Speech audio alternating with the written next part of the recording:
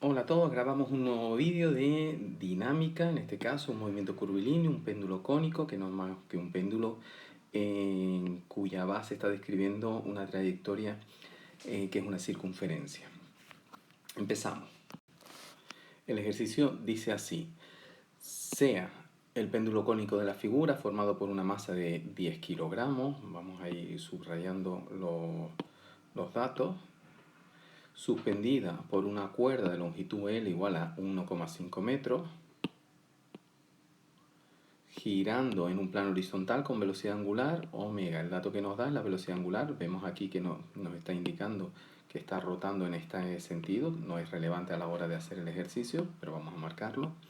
Y lo primero que nos pregunta es calcular esa velocidad, calcular la velocidad angular a la que debe girar el péndulo cónico para que la cuerda forme un ángulo de 30 grados con la vertical. Es decir, que el ángulo este de aquí sea de 30 grados.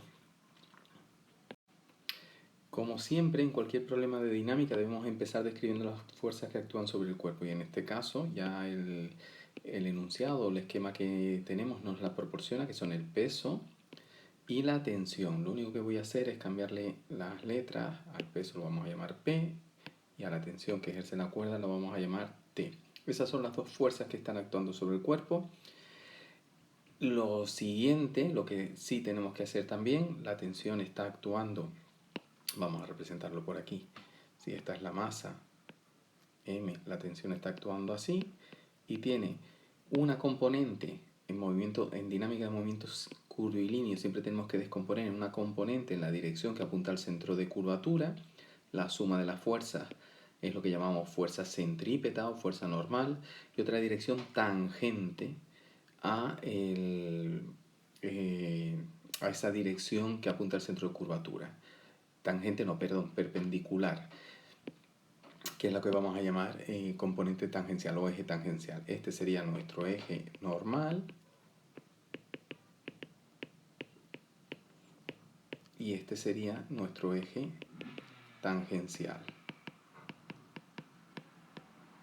En este caso, la única fuerza que hay que descomponer es la tensión, porque el peso está en la dirección tangencial y la tensión tiene una componente en la dirección normal, que ya la vemos aquí su proyección, esa vamos a llamarla T sub n, y una componente en la dirección tangencial, que será esta otra de aquí, que lo vamos a llamar T sub t.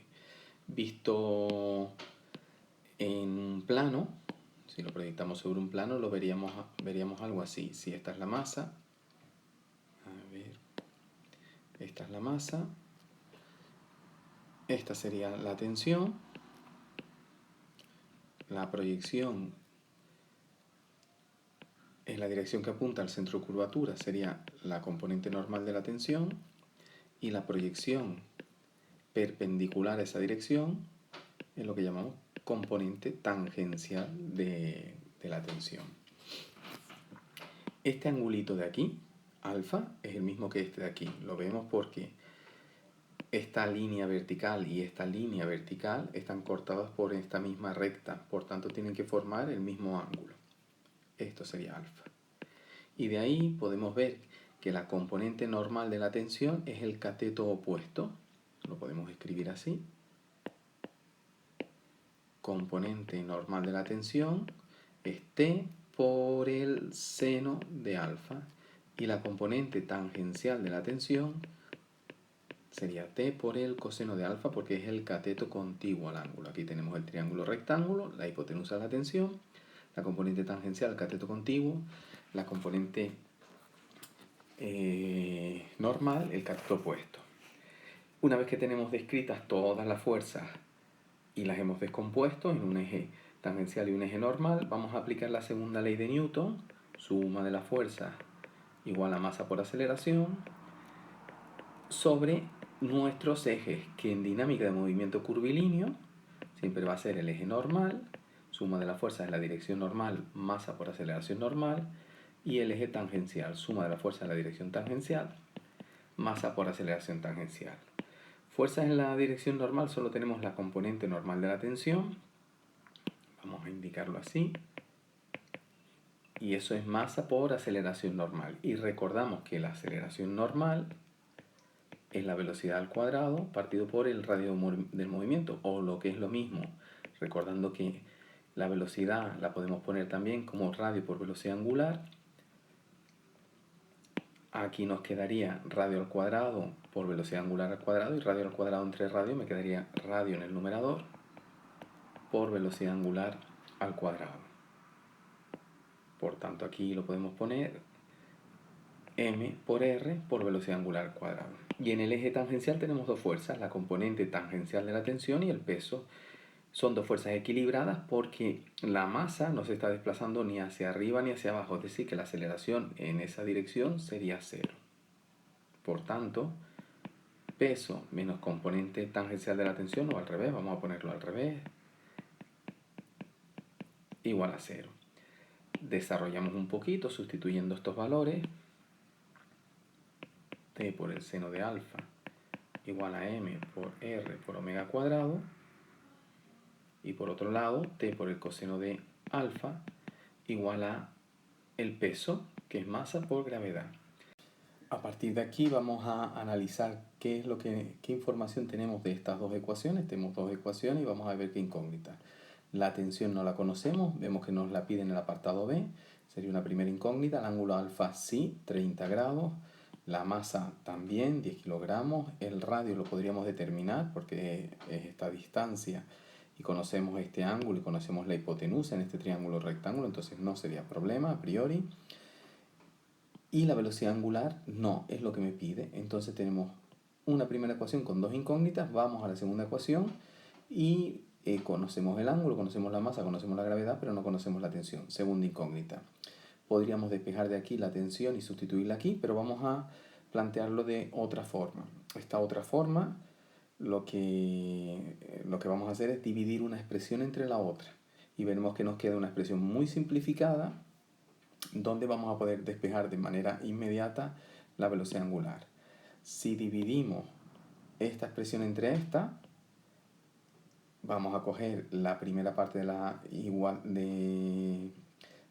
de la primera ecuación y dividirla entre la primera parte de la igualdad de la segunda ecuación, y eso tiene que ser igual a lo mismo con las segundas partes, es decir, t por el seno de alfa partido por t por el coseno de alfa tiene que ser igual a m por r por el radio por la velocidad angular al cuadrado entre la masa por la gravedad. Si analizamos aquí, la tensión, que es una de las incógnitas, se nos va a simplificar. Seno partido por coseno nos quedaría tangente. La masa también se nos va a simplificar. Y lo demás, pues, vamos a despejar. De aquí, al despejar, la gravedad pasaría multiplicando hacia el otro lado y el radio dividiendo. Por tanto, nos queda que la velocidad angular al cuadrado es igual a g por la tangente de alfa partido por el radio. Lo que comentábamos, el radio es el cateto opuesto, por tanto lo podemos poner como, o si quieren podemos primero plantear que el seno del ángulo alfa es igual al cateto opuesto, el radio partido por la hipotenusa, que es L, que es un dato, 1,5, y por tanto el radio es L por el seno de alfa. Es un dato, lo tenemos. Sustituimos ese valor del radio aquí, la gravedad la tenemos, el ángulo alfa también, hacemos raíz cuadrada y ya tendríamos la velocidad angular. Nos quedaría esta expresión, velocidad angular igual a raíz cuadrada de g por la tangente de alfa partido por L por el seno de alfa. Teniendo en cuenta que la tangente es seno partido por coseno, el seno se nos va a simplificar y el coseno pasaría al denominador. Si queremos escribir todavía una expresión más simplificada, nos quedaría g partido por L coseno de alfa. Y aquí ya sí es verdad que sustituimos valor de g, 9,8, valor de L, 1,5 metros, coseno de 30. Y calculamos y obtenemos que esa velocidad angular tiene que ser 13,07 radianes partido por segundo. Pasamos ahora al segundo apartado que nos pide calcular la tensión que soporta la cuerda. Pues bien, hemos eliminado un par de cositas innecesarias ya en este apartado. Para calcular la tensión, simplemente tenemos que ir a esta ecuación o a esta ecuación, ya lo conocemos todo, y despejar. Es más fácil hacerlo desde esta, entonces vamos a hacerlo directamente desde ahí. Como t por el coseno de alfa es igual a m por g, t es igual a m por g partido por el coseno de alfa. Sustituimos 10 por 9,8 entre el coseno de 30 y obtenemos que la tensión de la cuerda en esa situación es 113,16 newton. Y pasamos al tercer apartado. Por último, este apartado C nos dice si la masa del péndulo se duplica, manteniendo fija la longitud de la cuerda L y la velocidad angular omega, ¿cómo influye en el ángulo que forma con la vertical y en la tensión de la cuerda? Esto lo vamos a determinar otra vez a partir de aquí, porque estas ecuaciones son generales. Entonces vamos a ver la dependencia del ángulo ahora con la masa.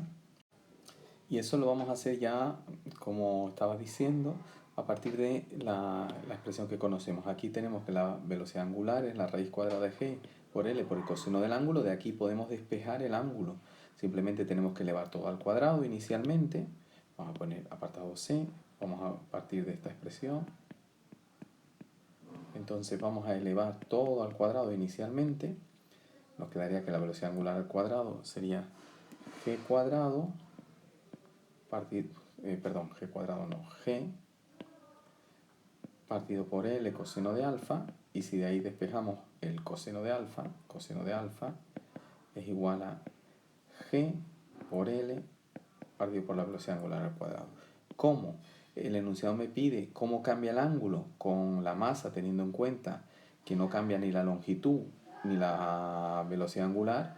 Pues lo que estamos viendo es que el ángulo no va a cambiar, va a tener el mismo ángulo. El ángulo no depende de la masa. Esa sería la primera conclusión. Alfa sería el arco cuyo coseno vale g por L partido por la velocidad angular. Si no cambia nada, ese ángulo debe seguir siendo de 30 grados. Y posteriormente me pregunta cómo cambiaré la tensión de la cuerda. La tensión de la cuerda sí va a cambiar porque la tenemos aquí despejada. Al duplicar la masa, la gravedad no cambia, el ángulo no cambia, la tensión se va a duplicar. La nueva tensión va a ser pues 226,32 newton, justo el doble. Bueno, y hasta aquí este ejercicio que espero que se haya entendido.